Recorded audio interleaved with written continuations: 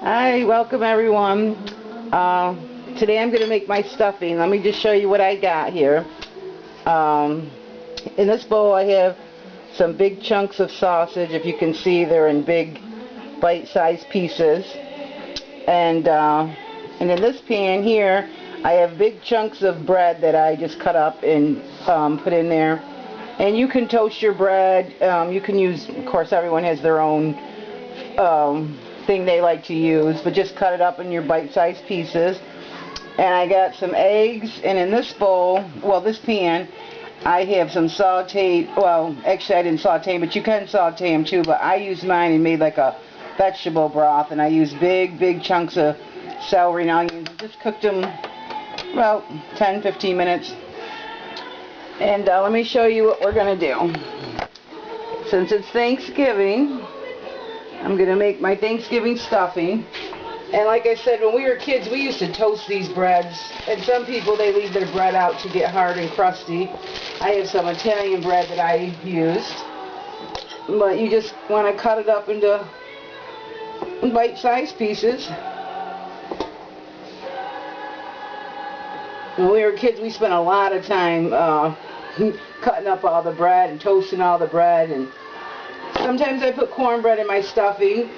I don't know, I just didn't feel like making some cornbread tonight, but then I would usually just bake the cornbread, let it sit out, get a little crusty, and put it in your pan here. And next I'm going to put some sausage in. I usually do this in like layer types, so that way you don't overflow here. And I just start putting the broth in. And what I use for my broth with these vegetables, if you can see what I'm doing, I use some chicken stock that I had in my freezer that I make up and keep in my freezer. But if you don't have that, of course you can use the stock from your turkey or from your giblets that you put on the stove, and use some of that for gravy. Some of it I put in the stuffing. But if you don't have that, you can always use this chicken in the box stuff, and they have unsalted. Some stores don't carry the unsalted, but find the unsalted or just the cans of chicken broth. And I may need some of that too if I don't have enough juice here for what I'm doing. So that way I'm getting some of the water in and the vegetables.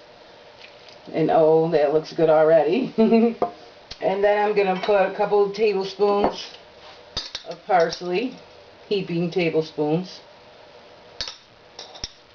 And I might need more. I don't usually measure for this, but I'm trying to do some measurements so I can put my recipe on the video. I got a teaspoon of pepper. Probably go with 2 teaspoons of pepper because I like mine hot and spicy. And I'm probably going to put definitely a tablespoon, oh, that's not going to fit, tablespoon of salt, and probably more. A tablespoon looks good for now. And I love poultry seasoning, so usually I just pour it in there, but let's see, there's 1 tablespoon, and there's 2. We'll see how we go from there. And the best part for me, I like cracking the eggs in there and watching them drop in there. It's fun. And I know you can't see on the camera, but I think it's fun to plop them in there. And it brings back lots of memories when we were kids. This is the top to my roasting pan. Years ago I used to use the actual bottom part of the roasting pan and fill that up, and we used to make a lot of stuffing. And it's so good that we're always making it bigger and bigger every year. But okay, let's put some more sausage in. And I left the grease, you can call it the grease, right in there. And like you can, well, wait a minute, I'll show you. I know they say, you know, that grease isn't good for us, but for the holidays, I mean, who's looking at anything that's good for you? But see the big chunks of sausage? So you're getting big bites right in with your so with your stuffing, you get lots of big bites. And then I put some more of this on. And what I do is I usually make up a couple pans.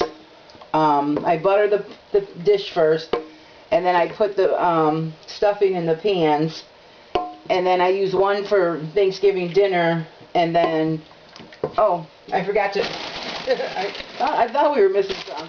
I just have these plain unseasoned croutons, and the reason I use these is just for so things aren't so soggy.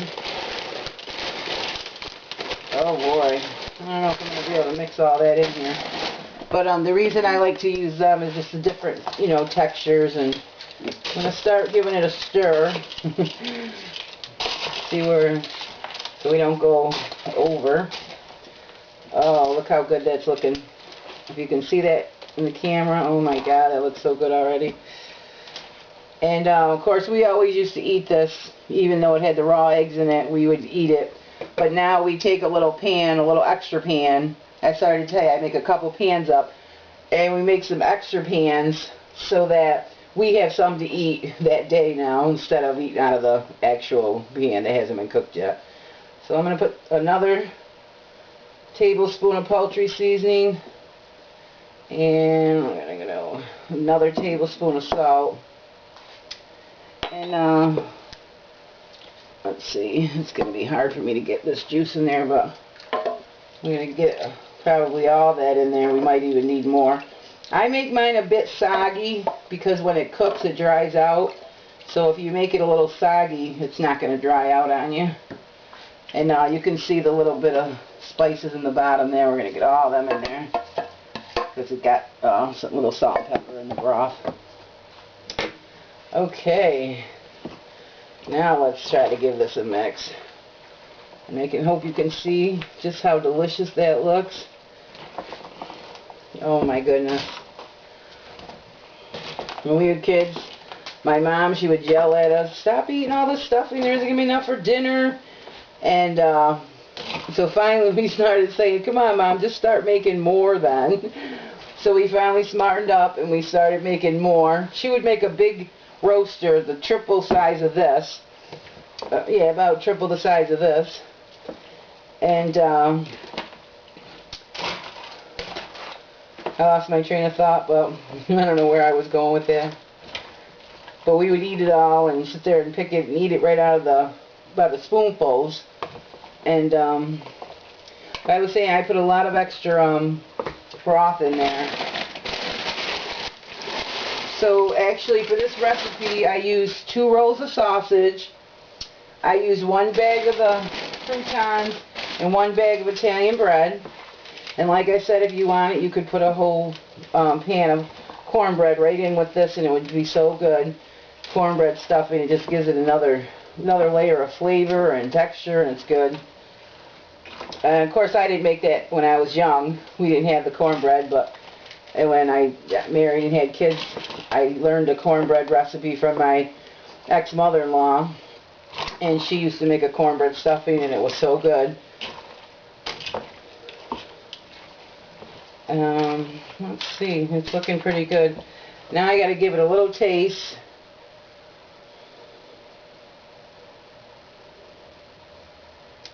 Let's see.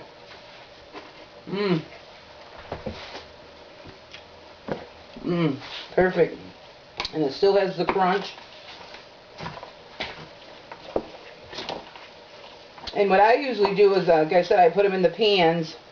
But when my turkey's like almost done, when you take your tin foil or your cover off, I usually take a big chunk of this and put it right there at the top of the turkey neck or whatever would be there.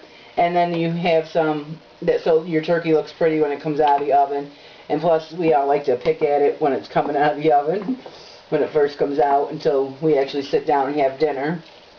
So I make this the night before, so sometimes I don't have the turkey broth, so that's why I saved some and had it in my freezer, or you can use the other stuff. But if this way I make this the night before, and then I don't have to do this in the morning. And I prepped my turkey the night before too. Put it right in the roaster, get it all prepped, put it in your fridge, and that way usually when you wake up in the morning, you're tired, you don't feel like doing anything, you can just get up, throw that turkey in the oven, and it's all ready. You don't have to do nothing to it. Just turn the oven on and you're all set. And I think it seasons your turkey a little bit better too. Okay, so that is looking really good. Let me show you what I'm going to do now. I got a nice Pyrex bowl, all buttered. Whoop. I'm going to fill that up with the stuffing. And definitely put some spray or butter, or whatever you use, on your pan, because then it makes cleanup so much better. And you don't lose some of your stuffing that sticks to the sides of the pan. And you'll see, it seems like we made a lot, but once you fill up this pan, it goes, pretty quick there. Once you get this pan filled up. And when I cook my onions and celery, I cut them in big chunks. I don't know if I was telling you that. And I don't cook mine all mushy. I leave mine with a little crunch. That way, they're going to cook in the oven again, so they won't be like you're eating mush. So I fill that up pretty good, and then I'm going to have enough for like one more pan. Let me move this to the side. And just want to push that down and make it all nice. And you can either put, well, of course I put tin foil over this to put it in the oven. But for tonight, I'm just going to put the top on it. Now let me show you up close how yummy this looks. There it is. Oh my goodness. Let me have another taste. I'll take a big piece of sausage.